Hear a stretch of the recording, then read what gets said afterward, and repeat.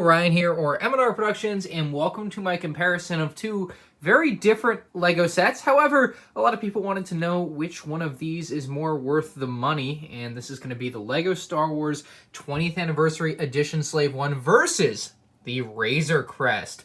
And we're going to go over some general information on each set first. Over here on the left, we have the 75243 Slave One with 1,007 pieces. It's got 5 minifigures plus the Han Solo in carbonite, and the set retailed for $120 upon its April 2019 release. Now on the right side, we have the 75292 Razor Crest with 1,023 pieces. It has 5 minifigures, and upon its September 2020 release, retailed for $130. So what makes these sets kind of interesting going into late 2020 here is that they're very similarly priced. A lot of people have been asking which one would you rather have. So this video is meant to help you decide which of these sets to buy if you're looking at getting one or the other this fall season for 2020. The Slave One is closer to retirement, so if you're just deciding purely on which one's older or which one's going to retire first, just know that the Slave One's been out for about a year and 4 or 5 months longer than the Razor Crest. But I will, of course, be using the M&R comparison system. Let's get into it and take a look at those minifigs. On the left, we have the Slave One figures, and on the right, the Razor Crest minifigures, if that wasn't obvious enough for you. Starting out with a beautiful Boba Fett. Unfortunately, no arm printing, like it's not one of the special ones, so you get one of the more expensive sets, but still a very good Boba Fett. Forlom, who we had actually seen prior in a battle pack, but Zuckuss is an exclusive figure, and Zuckuss is a very nice character. First time we had seen him in LEGO Star Wars with this set here. Great to see Han Solo, again, not one of the super exclusive ones, but still a really nice figure in the set. And it also does include the Han Solo in carbonite piece, which isn't really a minifigure, but I think it's worth showing here during the figure section. You can fit Han Solo in there, which is great. And then because this Slave One was a 20th Anniversary Edition set, it did include a 20th Anniversary minifigure here with Princess Leia. And given the Cloud City scene, it's actually a really nice character to get, even though she's not wearing her Cloud City outfit. She does come on that little stand thing. So overall, you get 5 minifigures and a Han Solo in carbonite piece for the character selection in the Slave One. And by comparison, I just don't think the Razor Crest is as good. The Mandalorian figure should have been a better figure of the Mandalorian. It's not. I think the Boba Fett definitely outclasses the Mandalorian. Greef Karga is nice as an exclusive character. IG-11 and a Scout Trooper, and then of course the child being the big one there. The Scout Trooper is very nice. IG-11 I could take or leave. But the Baby Yoda child figure is really cool, obviously very coveted. Maybe not the best mold they could have done for the child. It does look a little bit awkward with that Lego baby torso, but still really nice. But I think when you put them side by side, it's pretty obvious that the better and more filled out character selection comes in that 2019 Slave One. So if you're trying to buy a set based on minifigures, unless you really want a Baby Yoda, in which case you could just buy the $80 The Child and save 40 bucks. I think the Slave One has the better figures out of the two sets, and it definitely, when you look at the Razor Crest and the idea behind the set and what they could have done with it, there is a lot to be desired in terms of the figure selection. Both of these sets are pretty jam-packed with play features. The Slave One itself has rotating turrets on the front of it, which is a nice feature. They don't rotate with the ship moving up and down. The wings are supposed to rotate. You can see the other wing rotated a little better. I don't know if it's because my model's a year old and some of the things have maybe tightened up, but these are supposed to rotate kind of as you lift and drop the ship. You can see it kind of does, but it doesn't do it as well as maybe you or I would like. Perhaps the Slave One's best feature is its carrying handle found at the rear, and it's really ingeniously built into the design of the ship. You can see it just folds away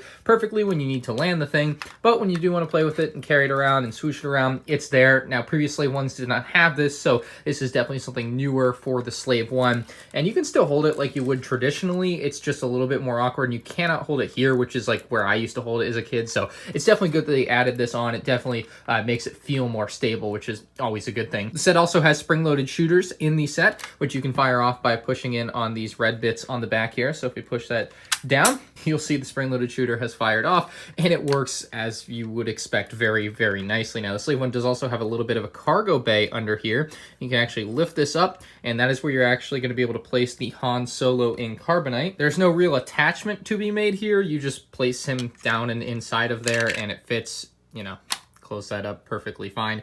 Nothing else there as far as like where characters can go. And your Zuckuss and Forlom and obviously Leia aren't going to fit in the set, but you also have this nice cockpit area. You have some control panels on either side of where Boba Fett's going to go in there. You can see a nice silhouette shot of the Slave One in red there. Other side got a different sticker, so your small pilot seat here as well, which is completely independent of the wings. In previous sets, they were both kind of tied together, but not in this one. So you can see Boba Fett in there rotates very nicely with the rotation of the ship.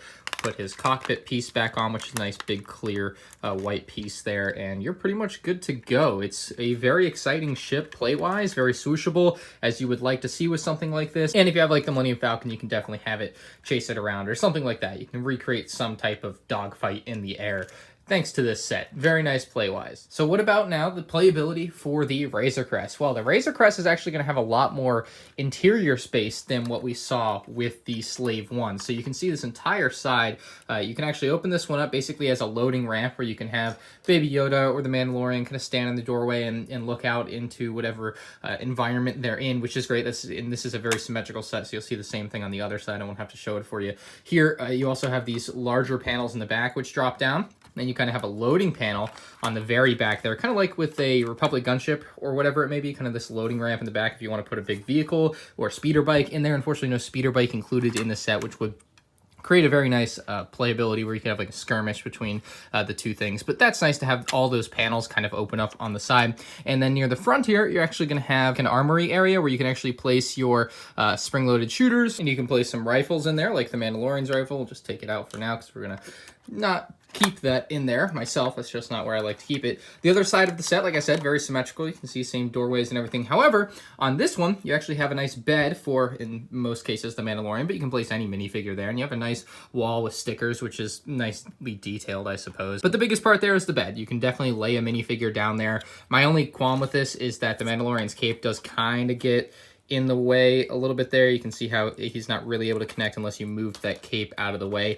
However, I guess in the imaginative play world, you could flip his cape around and use it as a blanket for him. So that's always there. Maybe what some people consider to be the best feature of the interior is going to be the carbonite pieces that are kept under here, and they load in and load out very easily. They don't take up too much space in there, but they do provide a very nice detail from the show that we see on the Razor Crest. Now, it does have another feature with an escape pod up here, and you can take any minifigure you want, just like with the bed, and place them inside the escape pod and have them escape from the Razor Crest. I don't believe that's something we actually have seen used, at least to date, on the Razor Crest, but purely as a play function, it is quite brilliant to have included at the top there. And then finally, the cockpit area, you can pull that off, and then you can see the inside there where you have two seats for the Mandalorian, maybe Grief Karga, maybe IG-11, maybe even the Scout Trooper. And with Mando and Baby Yoda at the helm, you can close that back up very easily. And this is a printed bit, although it's more of a design thing than the playability thing. And then as far as swooshability goes, this set is swooshable. You can hold it from pretty much anywhere. It doesn't have a carrying handle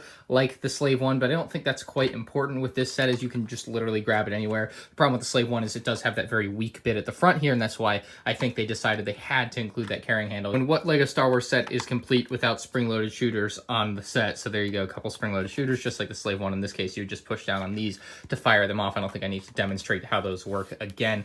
But as far as playability goes, I just want to say that I think the Razor Crest is going to slightly outclass the Slave One if you're looking for a pure play set. Design is up next, and I think both of these are designed very well and very true to their actual in-universe ship. Now, I will say, if you're looking at it from simply a display point of view, which is what I look at a lot of the time, I would definitely go with the Slave One. The Slave One reminds me a lot of the UCS version of the Slave One. It just really hits a lot of those marks. It uses probably a lot of the same pieces, and I think that the Slave One definitely has the more unique look to it. Now, that's not to say the Razor Crest is a bad set to have on display. It just doesn't pop as much as the Slave One. The Slave One looks really unique. And again, you can see just how much that UCS one stands out. So I think that the Slave One definitely is the better display piece. And I don't think that there's like a discernible difference as far as like the build quality. You know, like I think these are both just excellent modern day LEGO Star Wars sets in their own rights. They're based off completely different things, obviously. But if you're looking for a pure display piece that's going to catch people's eyes, the Slave One. But if you look at the size of these, I mean, the Razor Crest is huge. And when I built the Razor Crest, I thought, man, this is like getting close to UCS level. It isn't quite, but it's like that. And as far as the design of the Slave 1, like I said, I still think that one is very much like the UCS one as well. So both of these sets basically are mini UCS sets. And this makes the design category very difficult to pick from because I think both these sets have great designs. The Slave 1 has that carrying handle, but the Razor Crest is like a perfectly strong design where you can hold it from basically anywhere, including the very end of the tail, which like you're holding like, I don't know, 2% of the weight and the other 98% of the weight is at the front and it still holds just fine. So something like that makes me very hesitant. And I really just want to call this a tie, although I think I've hopefully given you something to think about if you're just looking for like a display set out of these two. I think these two sets are very hard to differentiate value-wise. You're looking at a set that's $120 versus $130, and you can see for the $10 extra, you're getting a substantially larger, at least from the footprint side of things, build. It is only about 20 more pieces though, so if that's what you care about, I guess, then the ultimate deciding factor being price per piece, the 2019 Slave 1 is what you want to buy. I think you get more kind of full minifigures in that Slave 1 versus the Razor Crest, which does have the Baby Yoda, which I think adds some value, but the IG-11 is kind of like, I don't know, it's another droid, another scout trooper. The Slave 1, though, does provide some nice things, especially with the exclusivity of a 20th anniversary Princess Leia. That can't be discounted. Exclusivity is worth something whether you like it or not. And then the Han Solo and Carbonite, while being the same piece they've used for a decade, is still a great inclusion. It's hard for me, like I said, to put one over the other as far as value goes. I think both these sets are worth their full-on retail prices, to be honest, and for that, I'm just going to call it an even tie there. And much like with the value category, my opinion category here isn't going to differ much. I don't really have much to say in the way of which one I really think you should buy over the other than that I think that the Razor Crest, as being the only version of the Razor Crest, you may already have an older Slave 1, especially if you already have an older Slave 1, or especially if you have the UCS one. I don't really see the draw of this new one over the Razor Crest. I think you should get the Razor Crest if you're eyeing that versus the Slave 1. Now, if you don't have a Slave 1, and maybe, hey, a year down the line, you could have the money for the Razor Crest and you're thinking this is a right now decision, or maybe it's what you want to ask for Christmas, or whatever your case may be, then in that case, I think the Slave 1 might be the one to go for because it's certainly going to retire before the Razor Crest over here. I think that that's definitely a worthy reason to go for the Slave 1 over the Razor Crest in the short term. It certainly is going to be gone before the Razor Crest, so if you're trying to get them both, you want to go get the older one first. But at the end of the day, I think if I was forced to pick one over the other, I would honestly go with the Slave 1. I just feel like it's the more beautiful model, and if it was for me personally, I'd be picking up that Slave 1 over the Razor Crest. Even though the Razor Crest is kind of the newer kid on the block, that Slave 1 is just so good to me. So even saying that, like, I picked the Slave 1, I know, but like, I still think that this is a draw, and for that, 4-4 going to be your final score there on the comparison sheet, and I think that's about where it should be. It makes sense. Both of these sets are really excellent in their own regard for what they're supposed to be and what they do. I don't think you can go wrong with either one. Now, that being said, maybe you still have questions, definitely leave them in the comments below, and hey, if you can help someone else down in the comments, that'd be great, because I can't possibly answer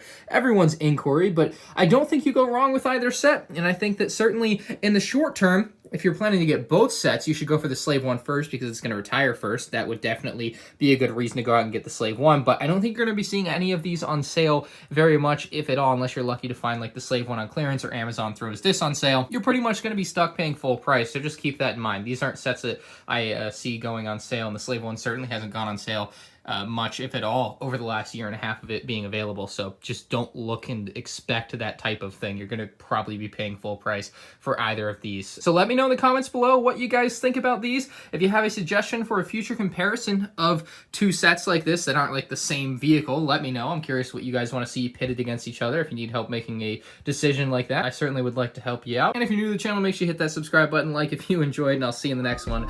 Peace out.